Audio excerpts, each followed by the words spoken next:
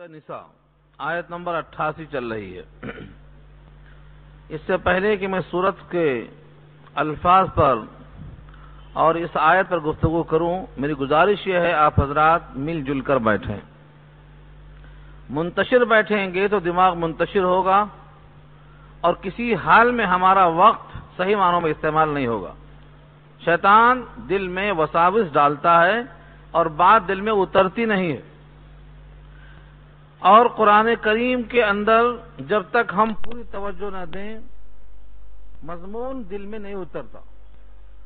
بعض جگہ مضمون بہت ہی نازک ہوتا ہے اور اس کے سمجھنے میں ذرا کوتاہی کر دیے تو معنی کچھ کا کچھ ہو جاتا ہے۔ اس لیے ہمیشہ جب تک قرآن کریم سنیں سمجھیں پوری طاقت صرف کریں، توجہ پوری مبذول کریں، ادنا درجے کی کوتاہی نہ ہونے پائے۔ خدا نہ خواستہ کوئی بات الٹی سمجھ میں آ گئی تو ہمارے واسطے یہ بہت بڑا نقصان ہے۔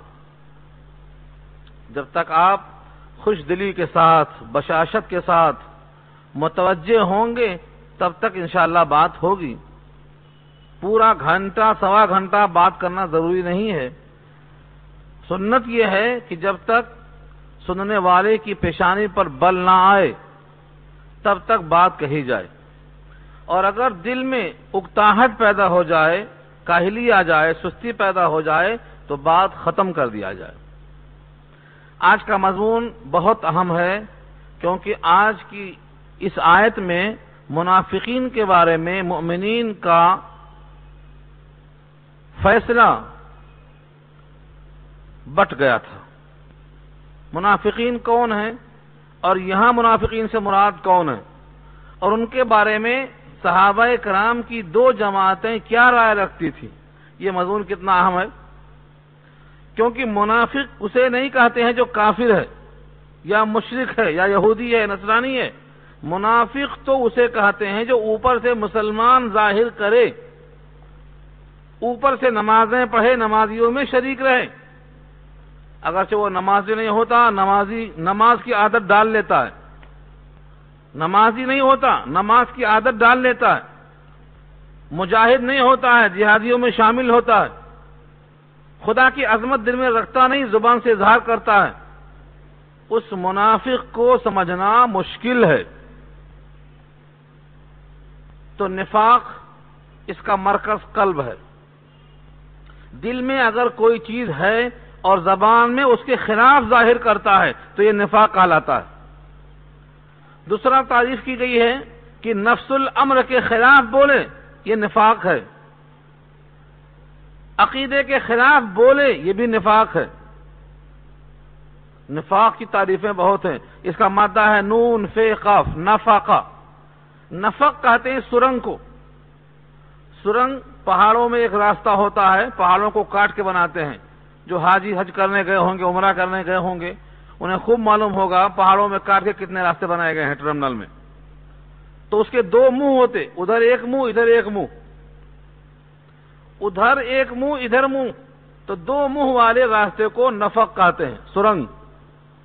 اسی کو عربی میں ذی الوجہین کہتے ہیں۔ اسی کو قرآن کریم نے منافق کہا ہے۔ جب مومنوں کے پاس آتا تو ہم کہا تمہارے ساتھ ہیں، اور جب کافروں کے پاس گیا تو کہا ہم تمہارے ساتھ ہیں۔ پہلے پارے میں بحث آ چکی ہے۔ یہ کون مراد ہے یہاں؟ منافقین جمع ہے۔ کافر جہنم میں جائیں گے اتنا واضح کیا قرآن نے، لیکن منافق جہنم میں جائیں گے نہیں، جہنم کے سب سے نچلے طبقے میں جائیں گے، یہ قرآن کا بیان ہے۔ اسی بارے میں آیت آ رہی ہے ان المنافقین فی الدرک الاسفل من النار۔ درک مانے درجہ، اور اسفل نچلا ترین۔ جہنم کے کئی درجے ہیں، جس طرح جنت کے بہت سے درجات ہیں، بہت سی قسمیں ہیں، ایسے جہنم کے بہت سے طبقات ہیں۔ تو یہ منافق جہنم کے نچلے ترین طبقے میں ہوگا۔ کیوں؟ یہ مور آستین ہے، گھر کا بھیدی لنکا ڈھائے، اپنوں میں رہ کے راز فاش کرنے والا ہے۔ کتنے لوگ ہیں جو مسلمان ظاہر کرتے ہیں اپنے آپ کو، لیکن منافقین ہونے کی وجہ سے وہ مسلمانوں کے خلاف سارے کام کرتے ہیں۔ سب سے زیادہ خطرہ اور نقصان اس ملت مسلمہ کو کس سے ہوا ہے؟ تو منافقوں سے ہوا ہے، آج بھی ہو رہا ہے اور آئندہ بھی انہی سے ہوگا۔ اس لیے اچھا سمجھو منافق کسے کہتے ہیں۔ شریعت مصطفیٰ کی اصطلاح میں 4 لفظ ہیں، میں سنا چکا ہوں، پھر سن لو، کیونکہ بار بار سوچنا، سوتے وقت، صبح اٹھتے وقت، آئینہ دیکھتے وقت سوچنا۔ اگر اسلام کے مطابق ہمارا ظاہر اور باطن دونوں ہے، یعنی اندر اور باہر دونوں اسلام کے مطابق ہے، اس کو مومن کہا جاتا ہے۔ اور اندر باہر دونوں خلاف ہے تو اسے کافر کہا جاتا۔ اندر سے اچھا ہے، باہر سے خلاف ہے تو اس کو فاسق کہا جاتا۔ اور باہر سے اچھا ظاہر کرتا ہے لیکن اندر سے خلاف ہے تو اس کو منافق کہا جاتا ہے۔ یہ 4 ڈائریکشن ہے۔ سب سے ان 4 میں مضر کون سا ہے؟ جو منافق ہے، اچھا ظاہر کرتا ہے اوپر سے لیکن اندر خراب ہے۔ اس کو کیسے پہچانیں؟ اندر سے یہ خراب ہے، باہر سے اچھا دکھائی دیتا ہے، تو کیسے پہچانیں؟ ایک سیب لیتے ہیں آپ، کہتے ہیں باہر سے بڑا اچھا ہے، اندر سے خراب ہے، کاٹتے ہیں پچھتاتے ہیں۔ تو جس قلب میں خرابی ہے اس کو اوپر سے ہم پہچان نہیں سکتے، تو کیسے اس سے ہم بچیں؟ محمد مصطفیٰ صلی اللہ علیہ وسلم نے فرمایا کہ ہم 4 علامت بتاتے ہیں، 4 علامت۔ یہ 4 میں سے کوئی ایک پائی جائے تو فیصلہ کر لینا، یہ مصطفیٰ کی لگائی ہوئی علامت ہے۔ آپ کہتے ہیں سیب اندر سے اچھا خراب ہے، باہر سے کیسے پہچانے؟ تو کہیں گے ایک دھبا رہا تھا، دھبا دیکھ کے پہچانا، نرم نرم ہے تو دیکھ کے پہچان لینا۔ علامت دیکھ کے پہچانتے ہیں، آپ سیب کو چھوڑ دیتے ہیں۔ فرمایا منافق کی 4 علامتیں ہیں، یہ 4 پائی جائیں تو پکا منافق، 1 پائی جائے تو 1/4، 2 پائی جائے تو آدھا، اور 3 پائی جائے تو 3/4، پوری پائی جائے تو مکمل منافق۔ کس نے کہا؟ جن کی زبان سے یہ قرآن نکلا ہے، جن کے قلب پر یہ قرآن نازل ہوا ہے، جن کو صادق المصدوق زمانے نے کہا ہے، جن کی صداقت کی گواہی کافروں نے دی ہے۔ کیا کہا ہے؟ 4 ہیں، من کن فیہ کان منافقا خالصا، اذا اؤتمن خان، واذا عاہد غدر، واذا خاصم فجر، واذا حدث کذب۔ 4 علامت۔ یہ روایت بخاری کی بھی ہے، مسلم کی بھی ہے۔ 4 علامت ہیں جن میں پائی جائیں پکا منافق ہے۔ اذا اؤتمن خان، امانت میں خیانت کرے، واذا عاہد غدر، وعدہ کی خلاف ورزی کرے، وَإِذَا اؤتُمِنَ خانہ کے بعد وعد غدر، وَإِذَا حَدَّثَ كَذِبًا، بات کرے تو جھوٹ بولے، وَإِذَا خَاصَمَ فَجَرَ، اور جھگڑے کی نوبت آئے تو گالی گلوچ پہ آمادہ ہو جائے۔ 4 پائی گئی تو پکا منافق، ان میں سے 1 پائی گئی تو 1/4، 2 پائی گئی تو آدھا، 3 پائی گئی 3/4، 1 پائی گئی 1/4۔ یہ علامت رکھا ہے۔ اس علامت پر تول کر دیکھو آج منافق کتنے ہیں اور مومن کتنے ہیں۔ ترازو میں کھوٹ نہیں ہے، اگر پورے لوگوں میں خرابیاں پائی جائیں تب بھی ترازو یہی رہے گی، اور یہ خرابیاں کم لوگوں میں ہوں تب بھی ترازو یہی رہے گی۔ جو ترازو یہاں بتایا نبی صلی اللہ علیہ وسلم نے، انشاءاللہ قیامت کے میدان میں بھی ترازو یہی رہے گی۔ یہ نبی کی دی ہوئی ترازو ہے، یہ کبھی کینسل نہیں ہو سکتی۔ اس لیے اب دیکھو منافق کون ہے۔ سوتے ہوئے سوچنا، دن بھر میں آج جھوٹ بولا ہوں کہ نہیں، وعدہ خلافی کیا ہوں کہ نہیں، امانت میں خیانت کیا ہوں کہ نہیں، زبان سے گالی گلوچ ہوئی ہے کہ نہیں۔ 4 چیزیں روز سوتے ہوئے سوچ کر سونا، اور جس دن ہو جائے توبہ کے بغیر نہیں سونا، تاکہ موت نفاق پر نہ آئے۔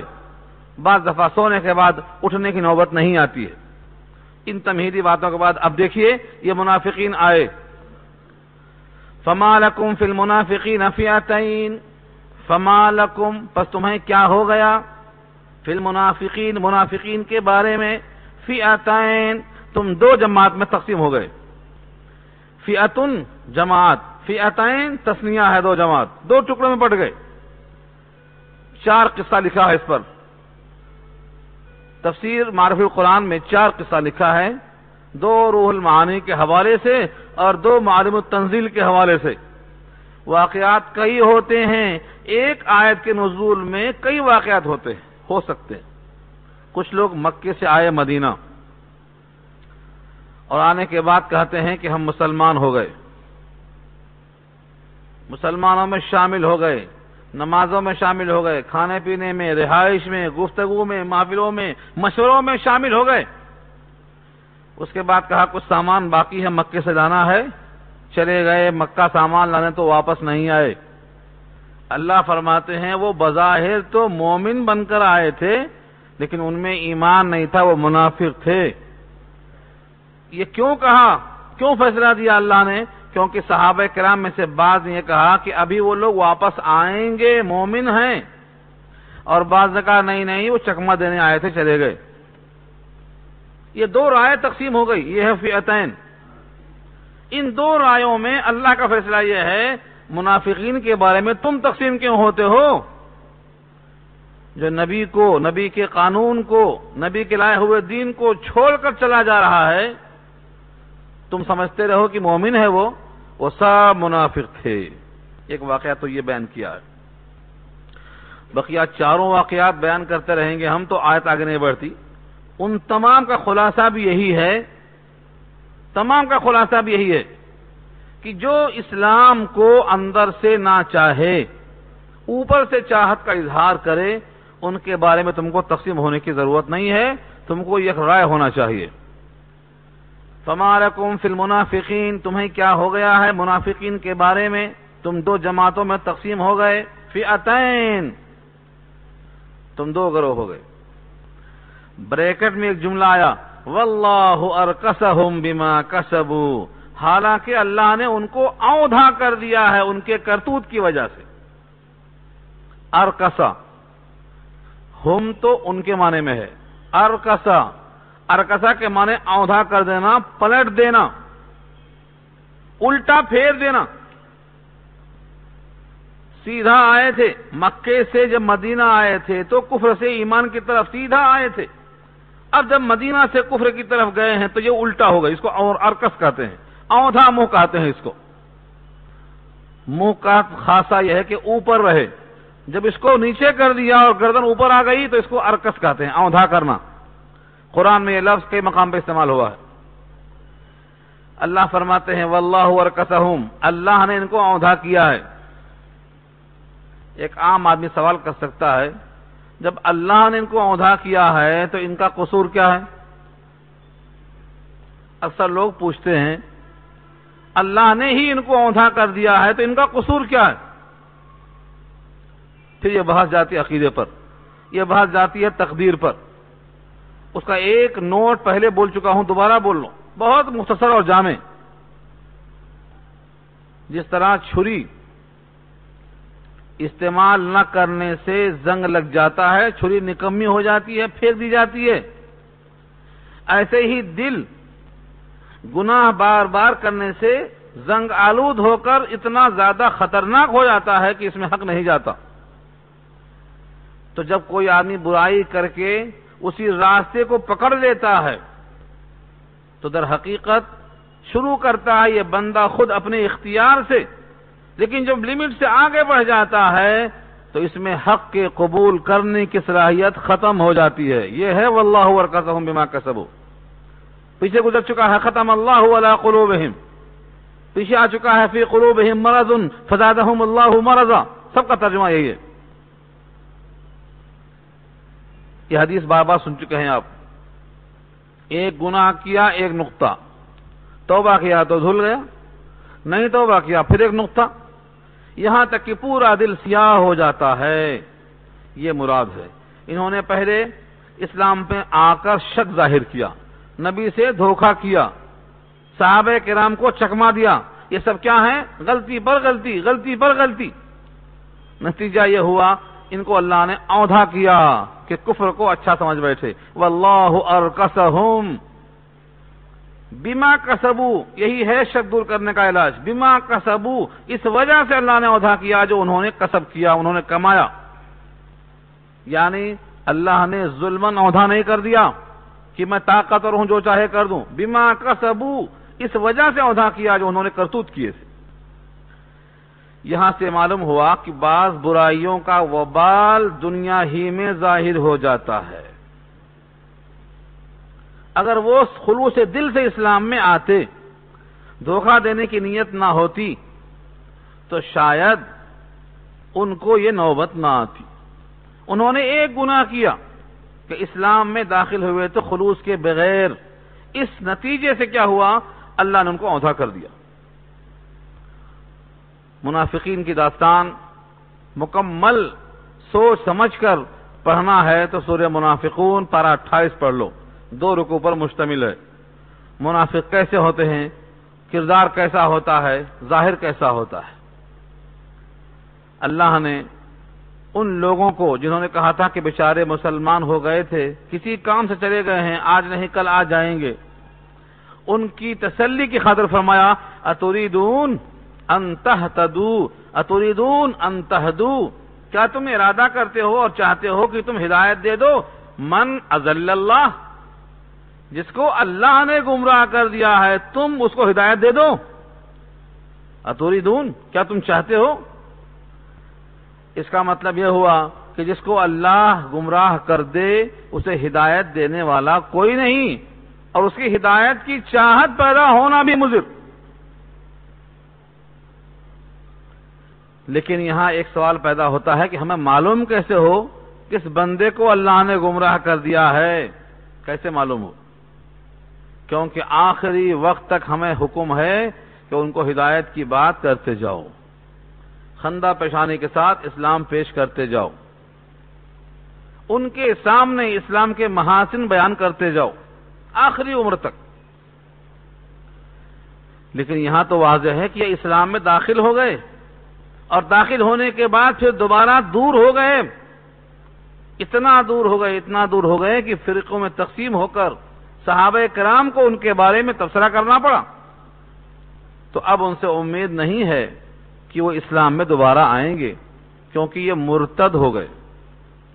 اور مرتد، ارتداد ایک ایسا جرم ہے کہ سابقہ سارے عمل باطل ہو جاتے، سارے اعمال عقارت ہو جاتے. تو اللہ فرماتے ہیں کیا تم چاہتے ہو، ارادہ کرتے ہو کہ ہدایت دے دو اس کو جس کو اللہ نے گمراہ کر دیا ہے؟ کن کن کو اللہ گمراہ کرتے ہیں؟ اللہ تعالیٰ کن کن کو گمراہ کرتے ہیں؟ قرآن کریم کی آیتوں کو جمع کرو. ہم اور آپ جب جان بوجھ کر حق کے خلاف بولتے ہیں اور جان بوجھ کر حق کے خلاف کان کا استعمال کرتے ہیں اور جان بوجھ کر حق کے خلاف آنکھ کا استعمال کرتے ہیں، علم کے باوجود گویا ہم گمراہی کے راستے پر چلتے ہیں، جان بوجھ کر شریعت کو چھوڑ کر خواہشات پہ چلتے ہیں، تو یہ سمجھ لینا کہ یہ راستہ اب گمراہی کی طرف جا رہا ہے، اسے ہدایت کوئی نہیں دے سکتا. یہ میری رائے نہیں ہے، اس سے پہلے یہ بول چکا ہوں. 25واں پارہ سورہ جاثیہ آیت نمبر 23 کا ترجمہ کر رہا ہوں. یہی مضمون ہے. الفاظ بھی سن لو. افرأیت من اتخذ الہہ ہواہ وأذلہ اللہ علی علم وختم علی سمعہ وقلبہ وجعل علی بصرہ غشاوہ فمن یہدیہ من بعد اللہ افلا تذکرون. کیا آپ نے اس شخص کو دیکھا جس نے اپنی خواہشوں کو اپنا معبود بنا لیا تھا، یعنی معبود کے حکم کی طرح خواہشات کا حکم چلتا رہا. وَأَذَلَّهُ اللَّهُ عَلَىٰ عِلْمٍ، جان بوجھ کر حق کے خلاف چلتا رہا، یعنی اللہ نے اسے گمراہ کر دیا. جانتا ہے یہ نماز کا وقت ہے، نہیں پڑھ رہا. جانتا ہے یہ نیند سے اٹھنے کا وقت ہے، نہیں اٹھ رہا. جانتا ہے یہ غریب ہے، اس کا حق ہے میرے مال میں، نہیں دے رہا. جانتا ہے یہ بیوہ ہے، اس کو ہمارے سائے کی ضرورت ہے، سایہ نہیں پہنچا رہا. افرأیت، پوری آیت پڑھ لیجیے. فَأَزَلَّهُ اللَّهُ عَلَى عِلْمٍ۔ اب ان بد اعمالیوں کی وجہ سے کیا کیا؟ ختم علی سمعہ وقلبہ، دل پر مہر اور سماعت پہ مہر، وجعل علی بصرہ غشاوہ، آنکھوں پہ پردہ ڈال دیا اللہ نے۔ فمن یہدیہ من بعد اللہ، اللہ کے بعد ان کو ہدایت کون دے گا؟ وہی الفاظ یہاں بھی ہیں، انہوں نے اپنی خواہشات پہ عمل کیا، اسلام کو ٹھکرایا، اب ان کو ہدایت کون دے گا اللہ کے گمراہ کرنے کے بعد؟ اور رسول سن لو، اگلا ٹکڑا ہے وَمَن يُضْلِلِ اللَّهُ، اور جس کو اللہ گمراہ کر دے، گمراہی پر ڈال دے، فَلَن تَجِدَ لَهُ سَبِيلًا، ہرگز تم اس کے واسطے کوئی راستہ نہیں پاؤ گے، ان کو بھٹکنا ہی بھٹکنا پڑے گا۔ اللہ جس کو گمراہی پر ڈال دیں، اب ان کے واسطے تم راستہ نہیں پاؤ گے۔ آیت نمبر 88، اس کے بعد سوال یہ ہے کہ وہ کافر تمہارے پاس مسلمان بن کر کیوں آئے تھے، کیا چاہتے تھے؟ اور آج کا بھی کافر وہی چاہتا ہے تقریباً، آج بھی ایک نعرہ آپ سنتے ہوں گے، قومی دھارے میں شامل ہو جاؤ، یعنی اسلام کو چھوڑو، سب کے ساتھ تم بھی آ جاؤ۔ اس زمانے کا بھی کافر چاہتا تھا کہ کاش کہ مسلمان کفر پر آمادہ ہو جائیں، تم اور ہم سب برابر ہو جائیں۔ اگلا جملہ واضح ہے، ودو لو تکفرون کما کفروا، وہ دل سے خواہش کرتے ہیں، تمنا میں لگے ہوئے ہیں۔ ودا یا ودو، جس کے معنی خواہش کرنا، دل سے چاہنا۔ ودود، جس کو دل سے چاہا جائے، اللہ کے ناموں میں سے ایک ہے ودود۔ کسی کی طبیعت کسی سے بیزار ہو جائے، اگر کوئی شوہر بیوی سے ناراض ہو جائے تو بیوی کو یہ پڑھنا چاہیے، یا ودود، اے محبت کرنے والے، تو اللہ تعالیٰ محبت ڈال دیتا ہے۔ یہ لفظ میں کشش رکھا ہے، ودود اللہ کا نام ہے۔ ودو، وہ لوگ دل سے خواہش کرتے ہیں، کون؟ کافر۔ لو تکفرون، کاش کہ تم بھی کافر ہو جاؤ، کما کفروا، جیسا وہ لوگ کافر ہیں تم بھی انہی کی طرح ہو جاؤ۔ فتکونون سواء، پھر تم اور وہ سب برابر ہو جاؤ۔ یہ ان کی خواہش ہے، اور یہ خواہش آج بھی ہے اور آئندہ بھی رہے گی۔ ان سے دوستی کرنے کا مطلب یہ ہے کہ ان سے آپ چاہ رہے ہیں کہ ہاں ٹھیک ہے، تمہاری طرح ہم بھی ہو جائیں گے۔ اور حقیقت یہ ہے، خبر بھی نہیں ہوتی ہے، ہو جاتے ہیں، خبر بھی نہیں ہوتی ہے، ان کے ساتھ رہتے رہتے توحید سے شرک میں آدمی چلا جاتا ہے اور خبر نہیں ہوتی۔ ابھی ایک صاحب LLB ہیں اور PhD ہیں ایجوکیشن میں، تعلیم میں، انہوں نے کہا ہے کہ ایک ہندو دھرم والے سے بات ہوئی تو اس نے کہا ہم اللہ کو ہی تصور میں لا کر عبادت کرتے ہیں، لیکن تصور میں کیا صورت لے کے آئیں، اس لیے ہم ایک سامنے بت رکھ لیتے ہیں۔ تو تصور کرنا، ذہن کو ایک جگہ پہ مرتکز کرنا آسان ہو جاتا ہے، اس میں کیا خرابی ہے؟ ہم بھی اسی خدا کی پرستش کرتے ہیں جو ساری کائنات کو پیدا کیا ہے، لیکن اس کی طرف توجہ کو مرکوز اور مرتکز کرنے کے لیے ایک سینٹر ہم قائم کر لیتے ہیں تاکہ ذہن یکسو ہو جائے۔ یہ تقریر جب بچوں کے سامنے ہوتی ہے تو پورے بچے یس سر بولتے ہیں، ہمارے ہی بچے ایسا کرتے ہیں اور ہمیں خبر نہیں۔ اور اللہ خود فرماتے ہیں اگر تم ان سے قریب ہوئے تو ان کی تمنا یہ ہے کہ تم اور وہ برابر ہو جائیں۔ فلا تتخذوا منهم اولیاء، تو تم ان میں سے کسی کو دوست نہ بناؤ، یعنی ان سے اتنا گھل مل نہ جاؤ کہ تم وہ ہو جاؤ وہ تم ہو جاؤ۔ ان سے کاروبار جائز ہے، کاروبار کرو، معاملہ جائز ہے، مواسات جائز ہے، معاملات جائز ہے، سب چیزیں ہیں، لیکن ولایت، دوستانہ، رازداری، گھر میں آنا، گھر میں جانا، بعض گھروں میں تو ایسا گھل مل جاتے ہیں کہ گوشہ پردہ بھی ختم ہو جاتا ہے۔ ان کافروں سے امید مت رکھو۔ جب تک کہ وہ مہاجر نہ ہو جائیں اللہ کے راستے میں، حتی یہاجروا فی سبیل اللہ، یہاں تک کہ وہ ہجرت کر جائیں اللہ کے راستے میں۔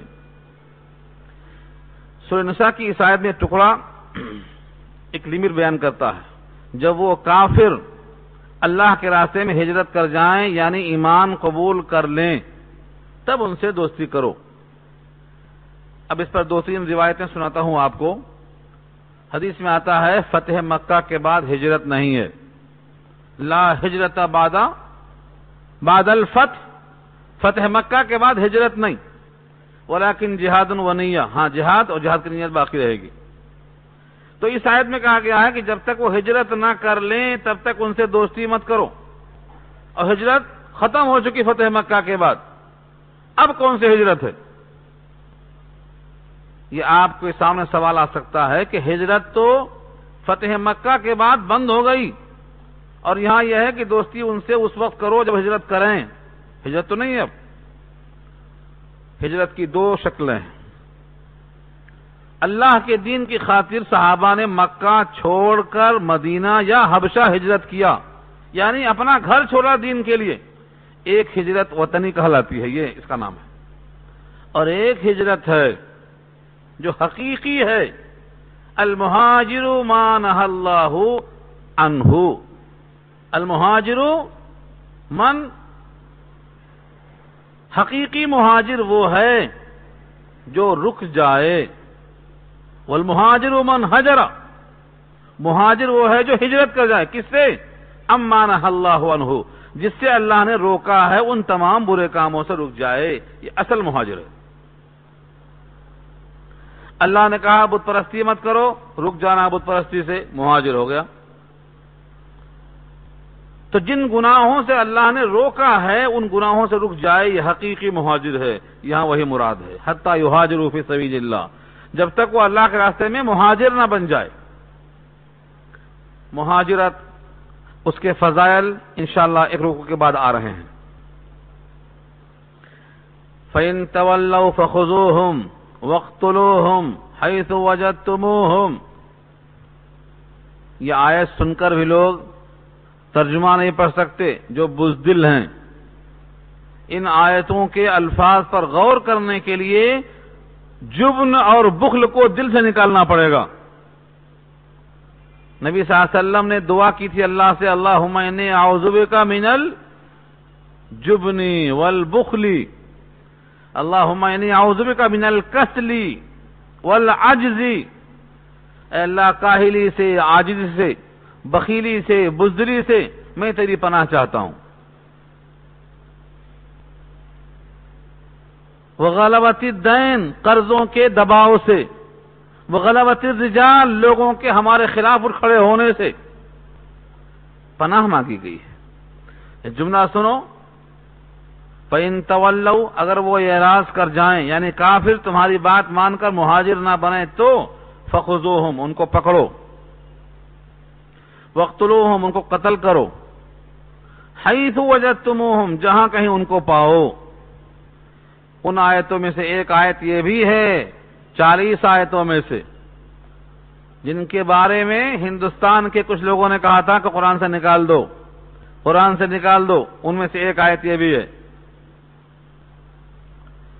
پہلے 100 آیتیں تھیں، پھر فلٹر کر کے 40 آیتیں نکلی، ان میں سے ایک یہ بھی ہے، وَاقْتُلُوهُمْ حَيْثُ وَجَدتُّمُوهُمْ، جہاں ملے انہیں قتل کرو، وَلَا تَتَّخِذُوا مِنْهُمْ وَلِيًّا، اور نہ بناؤ ان میں سے کسی کو دوست، وَلَا نَصِيرًا، اور نہ حمایتی۔ ایک موقع پر مدینہ کے انصار نے کہا اللہ کے نبی صلی اللہ علیہ وسلم سے کہ یہاں پر یہودی ہیں، ان سے مدد حاصل کر لیں گے کفار قریش کے ساتھ مقابلہ کرنے کے سلسلے میں۔ آپ نے کہا یہ خبیث قوم ہے، ہمیں ان کی حاجت نہیں ہے، ان کی مدد قابل اعتماد نہیں ہے، عین وقت پر یہ ان کے ساتھ ہو گئے تو ہم کیا کریں گے؟ اور ایسا ہی ہوا۔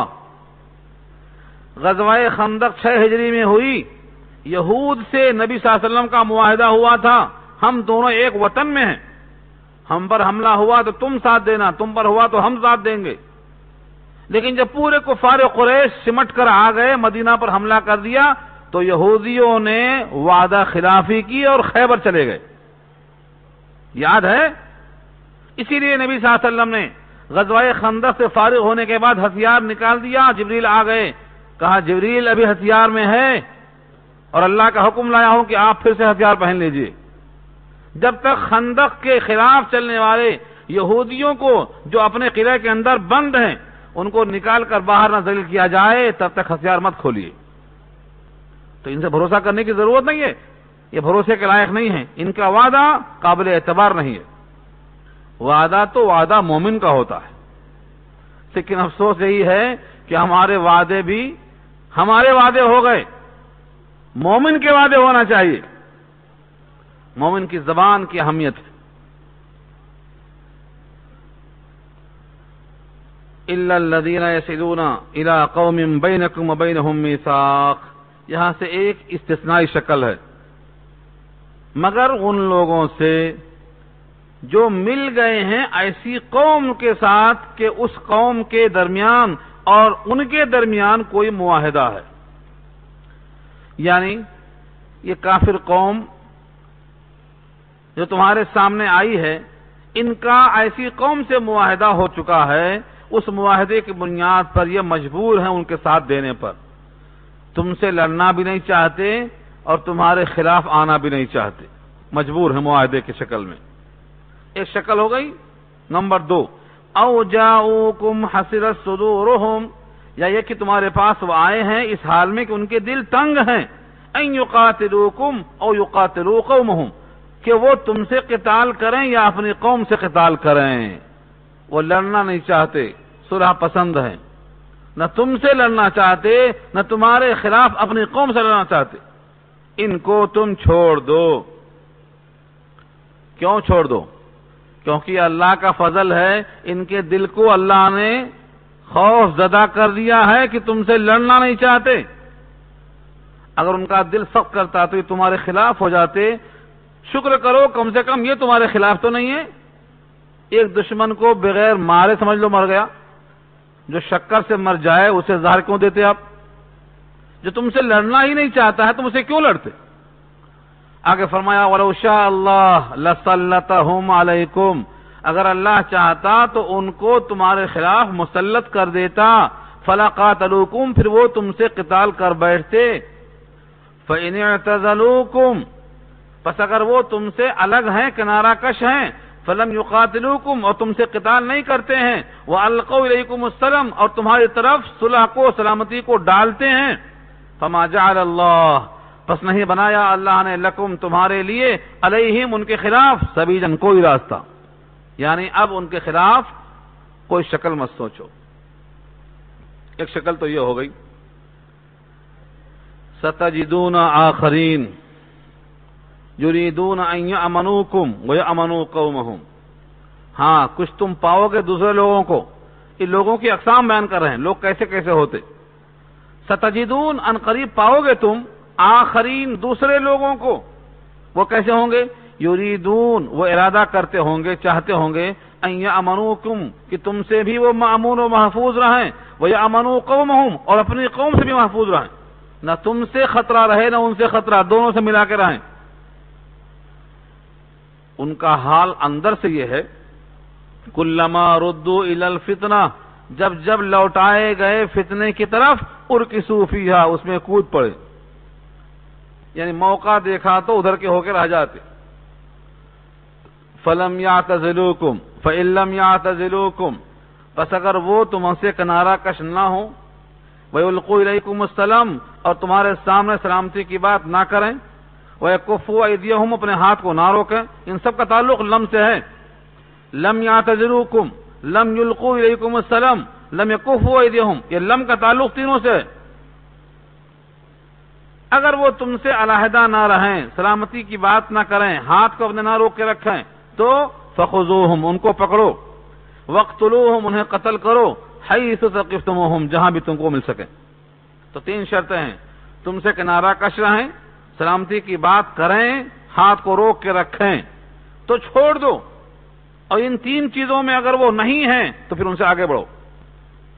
اولئک جعلنا لکم واولئکم جعلنا لکم علیہم سلطانا مبینا، یہی لوگ ہیں کہ ہم نے بنایا ہے تمہارے لیے ان کے خلاف صریح حجت، کیوں؟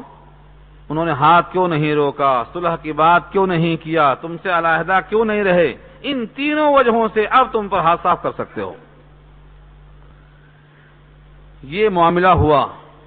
اب سوچتے ہوں گے آپ کہ یہ قصہ پورا ہے کس قوم کا؟ ہمارے آبا و اجداد کا ہے۔ ہم کیسے ہیں، وہ کیسے تھے؟ ہم تو اپنے گھروں کی کھڑکیاں بند کر لیتے، دروازے بند کر لیتے۔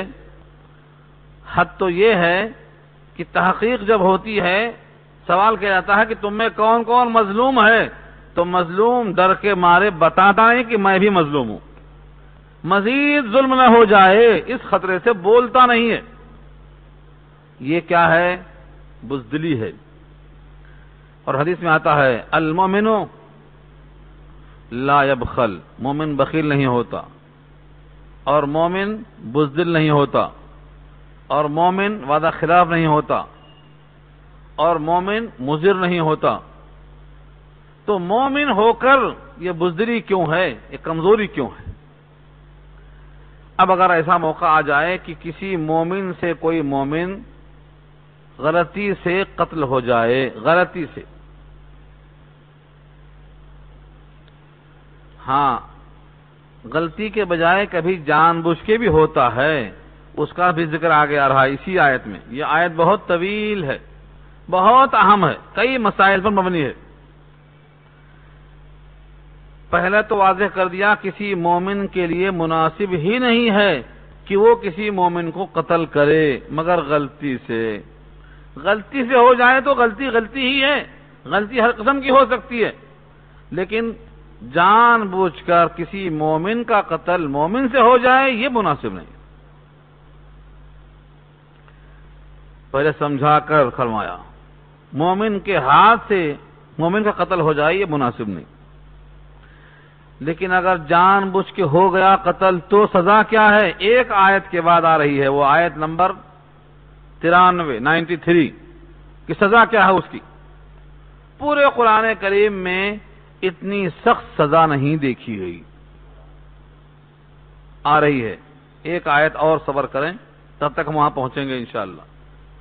تو پہلے سمجھا دیا اللہ نے کسی مومن کے لیے مناسب نہیں ہے کہ وہ قتل کرے کسی مومن کو، مناسب نہیں ہے۔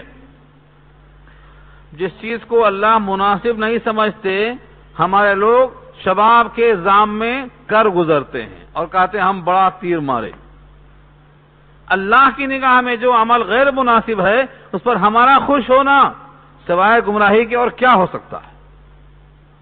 گمراہی بھی ایسی کہ جہنم میں لے جائے گی، جہاں ہمیشہ رہے گا، اللہ کا غضب ہوگا، اللہ کی لعنت ہوگی، کبھی بھی وہاں سے باہر نہیں آئے گا۔ یہ 4 خرابیاں ہیں، اس کی آگے آیت آ رہی ہے 93 آیت۔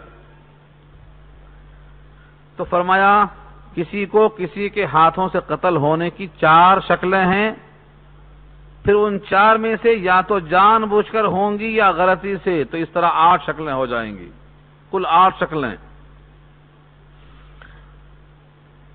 وما كان لمؤمن، اور نہیں ہے کسی مومن کے لیے ان يقتل مؤمنا کہ قتل کرے کسی مومن کو الا خطا مگر غلطی سے۔ غلطی کی شکل کیا ہے؟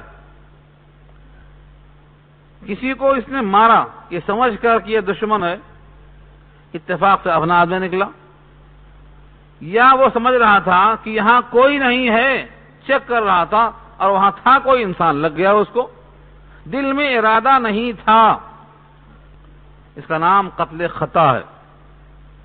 اس کی بہت سی باریک باریک شکلیں ہیں، فقہ میں تفصیل ملے گی، ہم تو صرف سرسری طور پر آیتیں پیش کرنا چاہتے ہیں تاکہ رب کریم کا منشا معلوم ہو جائے۔ تفصیل مطلوب ہے، اسی آیت کی وضاحت پڑھ لیجیے آپ ہدایہ میں۔ اگر کوئی کسی کو قتل کر دیا غلطی سے تو کیا سزا اس کی؟ 2 شکلیں۔ ومن قتل مؤمنا خطأ، اور جس نے قتل کیا کسی مومن کو غلطی سے تو کفارہ کیا ہے؟ فتحریر رقبۃ مؤمنۃ، تو آزاد کرے ایک غلام مومنہ۔ غلطی سے قتل ہو گیا تو اپنی آخرت بچانے کے لیے، رب کریم کو راضی کرنے کے لیے ایک غلام آزاد کرے، اور غلام بھی کیسا ہو؟ مومن۔ ایک، اور نمبر 2 ودیتن، اور دیت پیش کرے۔ ودیتن، دیت کہتے ہیں خون بہا۔ جب کوئی کسی کو غلطی سے قتل کر دے تو اس کے ورثہ کو کیا کرے گا؟ خون بہا دے گا۔ کتنا دے گا؟ 100 اونٹ،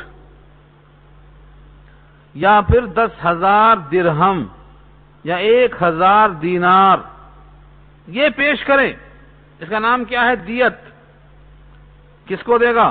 مسلمتن، سپرد کی ہوئی، الی اہلہ، مقتول کے خاندان کو، الا ان یصدقوا، مگر یہ کہ وہ صدقہ کر دیں، معاف کر دیں۔ خاندان والے ہی کہہ دیں کہ تم کو ہم نے معاف کر دیا۔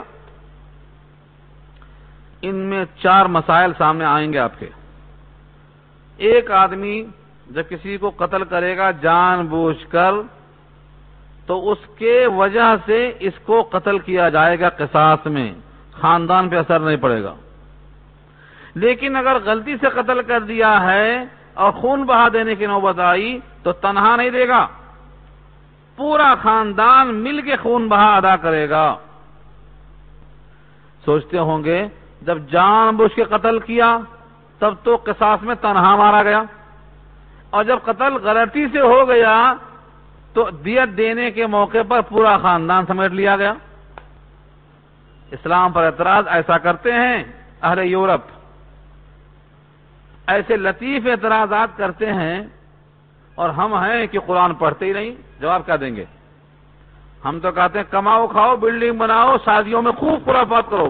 سارا یا اللہ، شیطان بھی کہاں کہاں ہے اور کیسے کیسے رنگ میں ہے۔ کیا کہا انہوں نے؟ کہا اگر کوئی آدمی کسی عورت کے ساتھ زنا کر لیا اور اس کو خاندان والے معاف بھی کرنا چاہیں تو معاف کرنے پر قادر نہیں، ان کو تو سنگسار ہی کرنا پڑے گا، پتھر سے مار مار کے ہلاک کرنا۔ یعنی عورت کے جسم کے ایک حصے سے فائدہ اٹھایا تو سنگسار کر دو، کسی کی معافی قابل قبول نہیں۔ اور اگر قتل کر دیا اور خاندان پورا معاف کر دے تو معاف، گویا قتل بھی آسان ہے زنا کے مقابلے میں۔ یہ کیسا اسلام ہے؟ کیا تعزیر ہے؟ ایک جز سے فائدہ اٹھایا تو سنگسار، اور پورا جسم ختم کر دیا، ہلاک کر دیا، قتل کر دیا، اور خاندان چاہے تو معاف کر دے تو معاف۔ تو قتل معاف ہے اور زنا معاف نہیں، یہ کیسا اسلام ہے؟ کیا جواب دیں گے؟ سوچتے رہ جائیں گے آپ۔ ہے ایسا ہی، مگر اس کی سمجھ کا فیر ہے۔ ایک قتل ہونے سے ایک انسان کا قتل ہوا، لیکن ایک زنا ہونے سے کئی خاندان کا قتل ہوگا اور پشتہ پشت ہوتا رہے گا۔ اس کی وجہ سے اولاد کس کی ہوگی، کون اس کا میراث کا مالک بنے گا، ان میں جھگڑے نسلاً چلتے رہتے ہیں۔ تو شریعت پر اعتراض کرنے کے لیے شیطان کو بہت موقع ملتا ہے۔ یہاں بھی وہی بحث ہو رہی ہے۔ اگر کسی نے جان بوجھ کے قتل کر دیا تو سزا آگے آ رہی ہے، لیکن غلطی سے اگر قتل ہو گیا مومن کا تو 2 کام کرنا پڑتا۔ پہلے ایک غلام آزاد کرنا۔ غلام کیسا؟ کافر نہیں، مومن، مومن غلام۔ سوال یہ ہے کہ مومن غلام ہوتا کیسے؟ غلام کہتے ہیں جب اسلامی جنگ ہو اور اسلام والوں کو غلبہ ہو تو جو مال آئے وہ غنیمت، جو باندیاں آئیں وہ لونڈیاں، جو مرد پکڑ کے آئیں وہ سب کے سب غلام ہوتے ہیں۔ تو یہ تو پورے کے پورے کافر ہوں گے، یہودی ہوں گے، عیسائی ہوں گے، یہ مومن کیسے ہوں گے؟ اگر اسلامی جنگ ہو، پکڑ کے لائے بھی جائیں تو کافر مشرک لائے جائیں گے، یہودی عیسائی پکڑ کے لائے جائیں گے، یہ مومن کیسے ہوں گے؟ کہاں سے آئیں گے مومن؟ کیسے ان کو آزاد کیا جائے؟ کہاں ملیں گے یہ؟ تو حقیقت یہ ہے کہ اس موضوع پر ہم لوگوں نے پڑھنا، لکھنا، سوچنا سب چھوڑ دیا۔ نصاب میں داخل ہی نہیں رکھا ہم نے اس کو۔ کیوں چھوڑ دیا ہے؟ کیونکہ عیش کی زندگی گزارنا چاہتے ہیں۔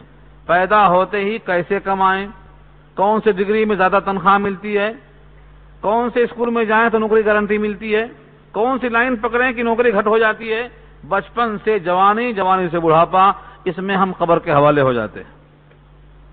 یہ غلام کہاں سے آئے گا، اسلامی فوج کہاں سے آئے گی، اس پر سوچنا ہم نے بند کر دیا ہے۔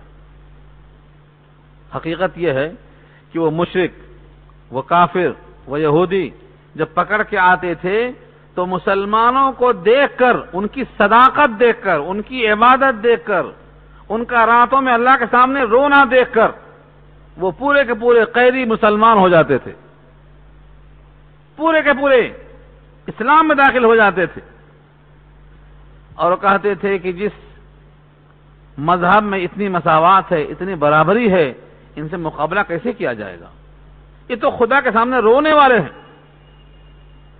تو وہ قیدی مسلمان ہیں، ان کو آزاد کرنے کا حکم دیا گیا ہے۔ اب نہ وہ مسلمان ہیں کہ جن کو دیکھ کر لوگ اسلام میں داخل ہو جائیں گے، اور نہ وہ مجاہد ہیں جو غلبہ پانے والے ہیں۔ سارے عالم میں پٹائی ہو رہی ہے، کیوں؟ کیونکہ ہر جگہ، ہر محاذ پر ہم نے خدا کا حکم ٹھکرا دیا ہے، خواہشات پر عمل کیا ہے۔ لے دے کے ایک عمل باقی ہے، وہ ہے نماز کا، وہ جیسی کیسی پڑھ لیتے ہیں۔ بعض لوگ کہتے ہیں یہ نمازی نہیں ہے، نماز کی عادت پڑ گئی ہے، آتے اور جاتے 5 وقت۔ ان کے اندر خلوص، للہیت، خدا کا خوف، مرنے کے بعد محاسبہ ہوگا، حرام غذا سے دوری، سچائی سے محبت، سب چیزیں فنا ہو چکی ہیں، تو عادت پڑ گئی ہے نمازوں کی۔ اللہ کرے یہ عادت آہستہ آہستہ عبادت بن جائے۔ فرمایا اگر وہ خیرات کر دیں، معاف کر دیں تو خون بہا معاف ہو جائے گا، پورے معاف کر دیں پورا معاف ہو جائے گا، کچھ ورثہ میں سے کچھ لوگ معاف کریں تو کچھ معاف ہو جائے گا۔ فَإِن كَانَ مِن قَوْمٍ عَدُوٍّ لَكُمْ وَهُوَ مُؤْمِنٌ، اور اگر وہ جس کو تم نے قتل کیا ہے غلطی سے، ایسی قوم میں سے ہے جو دشمن ہے، حالانکہ یہ شخص مومن ہے، مقتول مومن ہے، لیکن جس قوم سے تعلق ہوتا ہے وہ قوم دشمن ہے، تو کیا کریں گے؟ تو صرف غلام کو آزاد کریں گے، اس کے خاندان والے کو خون بہا نہیں دیں گے، کیونکہ وہ لوگ دشمن ہیں۔ فَتَحْرِيرُ رَقَبَةٍ مُؤْمِنَةٍ، ایک غلام آزاد کریں گے۔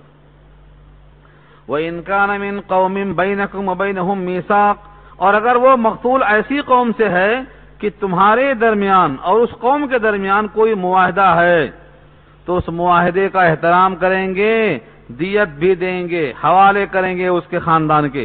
فَدِيَةٌ مُسَلَّمَةٌ إِلَىٰ أَهْلِهِ، اس کے خاندان والوں کو دیت دے دیں گے۔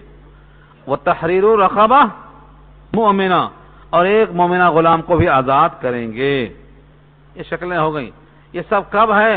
جب غلطی سے ہو، غلطی سے، نہ چاہتے ہوئے۔ اگر کسی کو غلام نہ ملے، اتنا مال نہ ملے صدقہ دینے کا، تو کیا کرے گا؟ فرمایا رب کریم نے فَمَن لَّمْ يَجِدْ، جس کو نہ ملے اوپر کا مذکورہ حل، فَصِيَامُ، تو روزہ رکھے، شہرین، 2 مہینے، متتابعین، لگاتار، متتابعین، تتابع مانے مسلسل۔ اگر کسی نے 10 دن روزہ رکھا، ایک توڑ دیا تو پھر سے شروع کرو۔ 50 روزہ رکھا تھا، ابھی 10 باقی ہیں اور توڑ دیا، پھر شروع کرو۔ ایسا نہیں ہے کہ بیچ میں کچھ بھی کرتے جاؤ، خالی گن لو، گنتی نہیں، متتابعین۔ ہاں جو شرعی عذر ہے، شرعی عذر کس کا مطلب کیا ہوتا ہے؟ جیسے عورت کو حیض آ گیا، یہ شرعی عذر ہے، روزہ وہ توڑ سکتی ہے۔ یہ جو ناغہ ہوگا حیض کی وجہ سے تسلسل میں رکاوٹ نہیں بنے گا، ورنہ عام طور سے پورے مسلسل 60 روزے رکھنا پڑے گا، اور یہی 60 روزے کفارہ زہار کا بھی ہے۔ کفارہ زہار کتنے لوگ ہیں جو سنے بھی نہیں ہوں گے اس کو، کفارہ زہار کیا ہے؟ ایک صاحب کتب خانے میں آئے، کہا ایسی کتاب دیجئے مولوی صاحب جس میں کفارات کا ذکر ہو۔ آج تک کتابوں میں کفارات بکھرے ہوئے ہیں، کوئی ایک کتاب نہیں ہے جس میں سارے کفارے جمع ہوں۔ آپ لکھیے کفارہ زہار کیا ہے؟ شوہر اپنی بیوی سے کہتا ہے کہ تو میری ماں کی طرح ہے، یا تیرا یہ ہاتھ میری ماں کی طرح ہے، یا تیری ران میرے ماں اور میری بہن کی طرح ہے۔ کسی بھی اس کے عزو کو تشبیہ دیا ایسی عورت سے جو اس پر ہمیشہ کے لیے حرام ہے، جیسے ماں ہے، بیٹی ہے، بہن ہے۔ اللہ کو یہ بات پسند نہیں ہے کہ تم جس کو استعمال کرتے ہو اس کے جسم کے کسی حصے کو تشبیہ ایسی اور ایسے دیتے ہو جو تمہارے واسطے حرام ہے. اس تشبیہ کا نام زہار ہے. اس کی سزا میں 2 مہینے کے روزے رکھا ہے اللہ نے. یہ بحث آئے گی انشاءاللہ 28واں پارہ سورہ مجادلہ کے اندر. مسلسل آج تو لوگ کیا سے کیا کہا دیتے ہیں بیوی کو، لیکن جہاں کا وہیں پتہ نہیں ہے کہ ہم نے کچھ کہا بھی ہے، زبان سے کیا غلطی ہوئی ہے. تو مسلسل 60 روزے رکھنا ہے. توبۃ من اللہ، یہ توبہ ہے اللہ کی طرف سے، یعنی ایسا کرنے سے اللہ تم کو معاف کریں گے. توبہ، توبۃ من اللہ، توبہ ہے اللہ کی طرف سے. توبہ کسے کہتے ہیں؟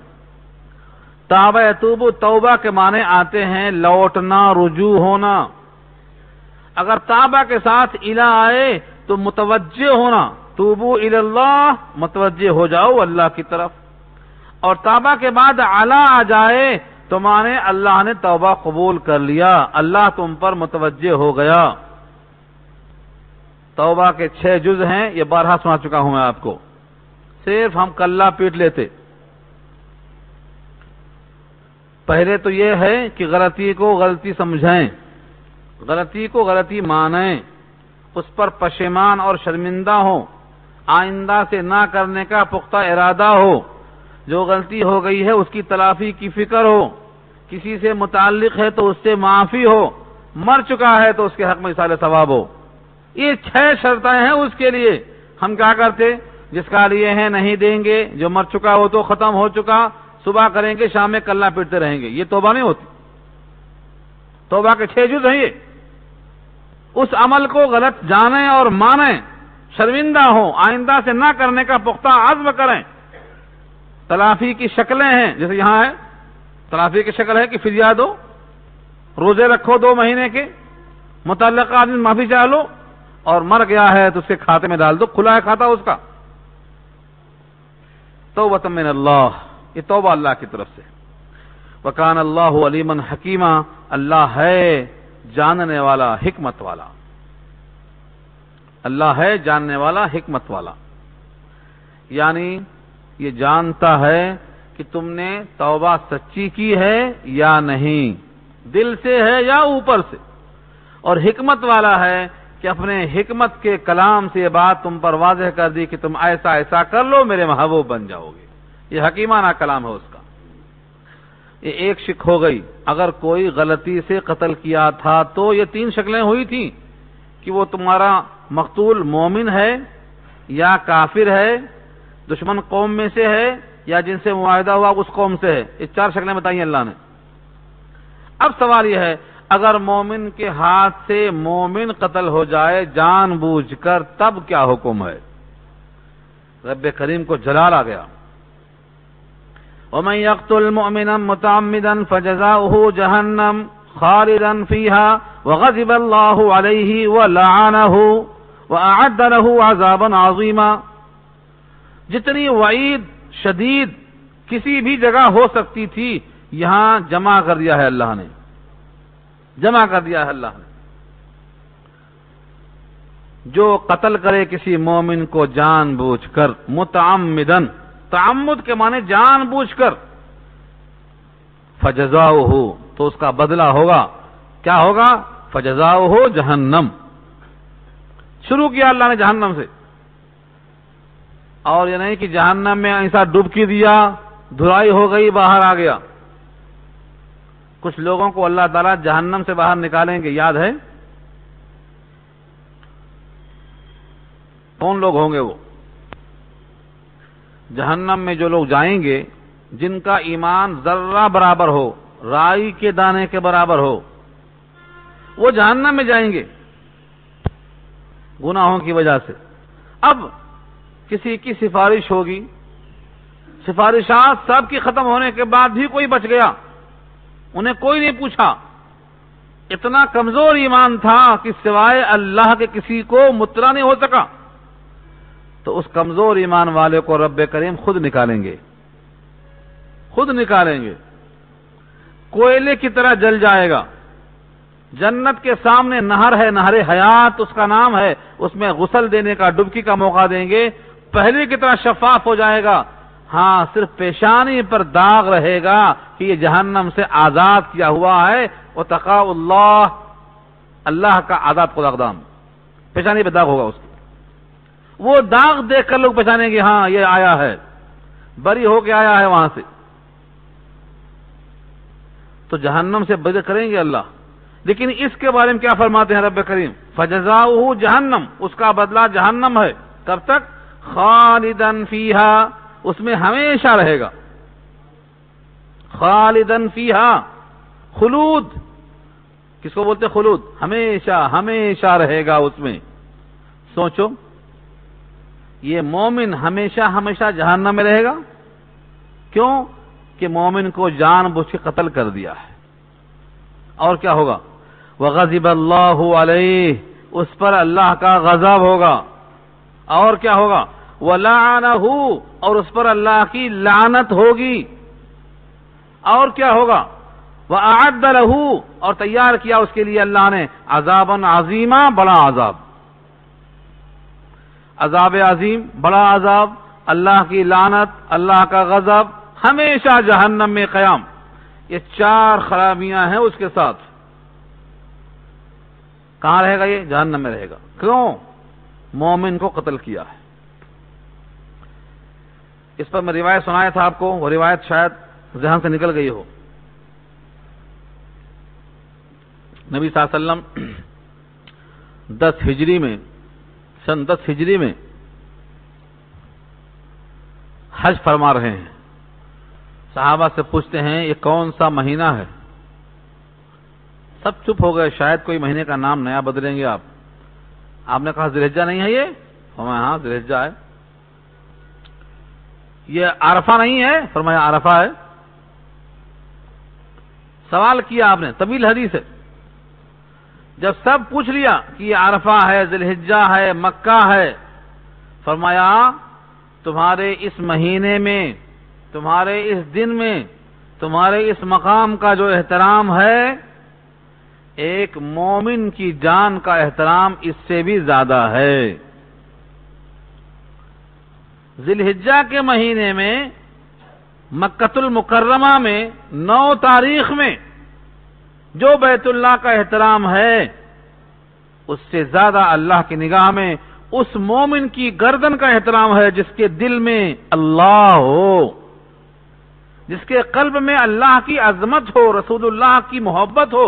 تم نے اسے قتل کر دیا، تمہارا ایمان کہاں گیا تھا؟ اسی واسطے کہا گیا ہے جب مومن زنا کرتا ہے تو بوقت زنا اس کا ایمان نکل جاتا ہے، اور جب مومن کسی کو قتل کرتا ہے تو بوقت قتل اس قاتل کے قلب سے ایمان نکل جاتا ہے. اگر ایمان بھی ہو تو یہ سزا کیوں ہوتی؟ دنیا کی ہر سزا کے بعد جہنم سے نکالا جائے گا ایمان کے طفیل میں، لیکن اس سزا کے بعد جہنم سے باہر نہیں لایا جا رہا ہے. تو کیا وجہ ہے؟ اس کی وجہ یہ ہے کہ بوقت قتل اس کے قلب سے ایمان نکل چکا تھا. ورنہ سوال یہ ہوگا کہ ایک مومن گناہ کبیرہ کر دینے سے کافر ہو گیا، اور یہ عقیدہ خوارج کا ہے، سنت والجماعت کا نہیں ہے. گناہ کبیرہ کے کرنے سے آدمی کافر ہو جاتا. کون کہتے ہیں؟ خوارج. خوارج کہتے ہیں گناہ کبیرہ کا مرتکب کافر ہو جاتا. اسی واسطے یہ آیت پیش کرتے ہیں، وہ قتل کیا تو کافر ہو گیا، اس لیے جہنم میں جائے گا، ہمیشہ رہے گا، مغضوب ہوگا، ملعون ہوگا، معذب فی النار ہوگا. لیکن سنت والجماعت کا عقیدہ یہ ہے کہ گناہ کبیرہ کا مرتکب کافر نہیں ہوتا، کافر نہیں ہوتا. اور یہاں جو جہنم میں گیا ہے قتل کی وجہ سے، یہاں مراد ہے بہت دنوں تک جہنم میں رہے گا، بہت دنوں تک. خالدن کے معنی خلود، ہمیشہ نہیں، بہت طویل قیام. بہت طویل قیام کے بعد اگر وہ جہنم سے نکلا بھی تو طویل قیام جس کو اللہ فرما دیں وہ کتنا طویل ہوگا؟ دنیا کے 100 برس کو اللہ نے طویل نہیں کہا، قلیل کہا۔ یہ جس کو اللہ نے 100 برس کو قلیل کہا، ہم اس کے لیے جھوٹ بولتے ہیں، کفر کرتے ہیں، قتل کرتے ہیں، غصب کرتے ہیں، قبضہ کرتے ہیں، سارا کر ڈالتے ہیں، قلیل حیات کے واسطے سب کچھ کرتے ہیں، تو جہنم کی طویل مدت کیسے گزرے گی؟ اس لیے دنیا کی خاطر آخرت تباہ مت کرو، اور کسی مومن کا قتل دنیا کی خاطر مت کرو۔ وہ مومن ہو بھی نہیں سکتا ہے جس کو قتل کرنے کی نوبت آئے۔ کیوں؟ مومن مضر نہیں ہوتا، مومن تو مفید ہوتا ہے۔ اصول کیا ہے؟ مومن اور مسلم تعریف کیا ہے؟ مسلمان وہ ہے جس کے زبان سے اور ہاتھ سے لوگ صحیح سالم رہیں، اور اس میں جب قلب میں اتر جاتا ہے تو مومن بنتا ہے وہ۔ تو جو اتنا مفید ہو، مضر نہ ہو، اس کو قتل کرنے کی نوبت کیوں آئی؟ لوگ قتل کب کرتے ہیں؟ جب بیزار ہو جاتے ہیں، کسی کا گھر دبایا، کسی کی زمین دبایا، کسی کا قبرستان جوت لیا، کسی کی عزت پہ حملہ کر دیا، کسی کو برسر ممبر جو رسوا کر دیا، عزت و آبرو چھین لیا، تب لوگ اسے قتل کرنے پہ آمادہ ہوتے ہیں۔ کسی کا قتل یوں ہی نہیں ہو جاتا۔ تو جو آدمی قتل کے لائق بن گیا وہ شاید مومن نہیں رہتا، اور جو کسی کو قتل کر دے اور حقیقت میں وہ مومن ہو تو سزا سے بچ نہیں سکتا۔ رب کریم کا ارشاد ہے، مجھے یاد آتا ہے ابو جہل کو جب حضور نے مارا تھا تو چلایا بہت زور سے تھا، دیکھا تو خراش بہت معمولی، لوگوں نے کہا کیا بہادر ہے، اتنی سی خراش پہ اتنا چلا رہا ہے۔ کہا تمہیں خبر بھی ہے کس نے مارا؟ یہ تو محمد کی مار ہے صلی اللہ علیہ وسلم، ان کی مار، اگر تھوک بھی دے تو مر جاتا میں، یہ تو مار ہے۔ تو اگر حقیقی کوئی مومن ہے اور اس کو کسی نے قتل کر دیا جان بوجھ کر، تو وہ اللہ کے عذاب سے نہیں بچ سکتا، اس کے واسطے کوئی شکل نہیں ہے۔ اب یہاں ایک سوال پھر رہ جاتا ہے، توبۃ من اللہ کا ذکر اوپر آیا، قتل خطا میں توبہ کا دروازہ ہے، قتل خطا میں کفارہ ہے، قتل خطا میں 2 مہینے کا روزہ ہے، قتل عمد میں ذکر نہیں کیا اللہ نے۔ کیوں؟ کیونکہ کسی مومن کو قتل کرنا اتنا بڑا جرم ہے کہ یہ اقدام اس سے نہیں ہو سکتا جس کے قلب میں ایمان ہے۔ ایمان کی تعریف کیا ہے؟ جمیع ما جاء بہ الرسول کو ماننا، نبی صلی اللہ علیہ وسلم جو تعلیمات لائے ہیں ان پوروں کو تسلیم کرنا، یہ ایمان ہے۔ جب تم بھی تسلیم کرتے ہو، وہ بھی تسلیم کرتا ہے، تو تم دونوں تو ایک ہو، لڑنے کی نوبت کیسے آئی؟ یا تو وہ حقیقی مومن نہیں یا تم حقیقی مومن نہیں، دونوں مومن ہیں تو قتل کی نوبت کیوں آئی؟ یہ سوال کرنے کے بعد اگر آپ تاریخ پڑھیں گے اسلام کی تو اعتراض ہوگا، کہیں گے اچھا پھر جنگ جمل کیوں ہوئی اور جنگ صفین کیوں ہوئی؟ صحابہ کرام کے درمیان یہ 2 جنگیں آپس میں جو ہوئیں، جنگ صفین اور جنگ جمل، تاریخ یہاں خاموش ہے۔ کیا کہتی ہے؟ ان دونوں کے دل صاف تھے، دشمنوں کی سازش سے یہ لوگ بچ نہ سکے، اور آج بھی ایسا ہی ہو رہا ہے۔ ہم آپس میں صاف دل ہیں، لیکن دشمنوں کی سازش اتنی کامیاب ہے کہ ہم آپس میں دست و غریباں ہیں۔ تو صحیح بات تو یہ ہے کہ مومن کو جان بوجھ کے قتل نہیں کرنا ہے، مومن کے قتل سے بچنا ہے۔ کیوں؟ ہم قتل کریں گے کسی مقصد کے لیے، اور مقصد ہوگا دنیا کا، دنیا ساری ہمیں مل جائے قتل کے بعد تو ہم گھاٹے میں ہوں گے، کیونکہ اس کے بعد ہماری آخرت چھن جائے گی۔ تو سزا کیا کیا ہے؟ جزاؤہ جہنم ومن یقتل مؤمنا متعمدا، جو قتل کرے کسی مومن کو جان بوجھ کر، فجزاؤہ جہنم، اس کا بدلہ جہنم ہے، خالدن فیہا، ہمیشہ رہے گا اس میں، وغضب اللہ علیہ، اللہ کا غضب ہوا اس پر، ولعنہ، اس کی لعنت ہوئی اس پر، واعد لہ عذابا عظیما، اور تیار کیا اللہ نے اس کے واسطے بڑا خطرناک عذاب، سخت عذاب۔ یہ آیت نمبر 93 ہے۔ ایک موقع ایسا آیا کہ صحابہ کرام سفر پہ تھے، غزوے میں تھے، اور سامنے سے ایک چرواہا بکریوں کو لے کے آ رہا تھا. اس نے دیکھا کہ مجاہدین لشکر آ رہا ہے سامنے سے، اب تو ہم قتل بھی ہو جائیں گے، بکریاں بھی چھن جائیں گی اور مقابلہ کرنے کی طاقت نہیں. انہوں نے فوراً کلمہ پڑھ لیا، اور کلمہ پڑھنے کے بعد حکم یہ تھا کہ اب ان کی جان مال سب بچ گئی، آپ ان پر ہاتھ نہیں پھیر سکتے. لشکر کے سردار نے سمجھا کہ یہ حقیقی طور پر کلمہ نہیں پڑھ رہے ہیں، جان مال بچانے کے لیے کلمہ پڑھ رہے ہیں، کلمے کو ڈھال بنا رہے ہیں. تلوار کھینچ لیا اور کلمہ پڑھنے کے باوجود ان کو قتل کر دیا. نبی صلی اللہ علیہ وسلم کی بارگاہ میں جب حاضر ہوئے تو آپ کا چہرہ سرخ ہو گیا اور کہا تمہارا اس وقت کیا حال ہوگا جب کلمہ پڑھتا ہوا محشر کے میدان میں وہ آئے گا کہ میں نے کلمہ پڑھ لیا تھا جان مال بچانے کے لیے، اس نے مجھے تب بھی قتل کر دیا. تمہارا کیا حال ہوگا قیامت میں؟ تم نے جو کہا کہ دل سے نہیں پڑھ رہا تھا، کیا تم نے اس کا دل چیر کر دیکھ لیا تھا؟ اللہ شققت قلبہ. اتنے دیر تک نبی جملہ فرماتے رہے، کیا تم نے اس کا دل چیر کر دیکھ لیا تھا؟ راوی کہتے ہیں مجھے تمنا ہونے لگی کاش کہ اس کی جگہ میں ہوتا، میری جگہ وہ ہوتا. یہ عنوان اگلی آیت کا ہے، آیت نمبر 94. اس پر بحث انشاءاللہ آئندہ ہوگی.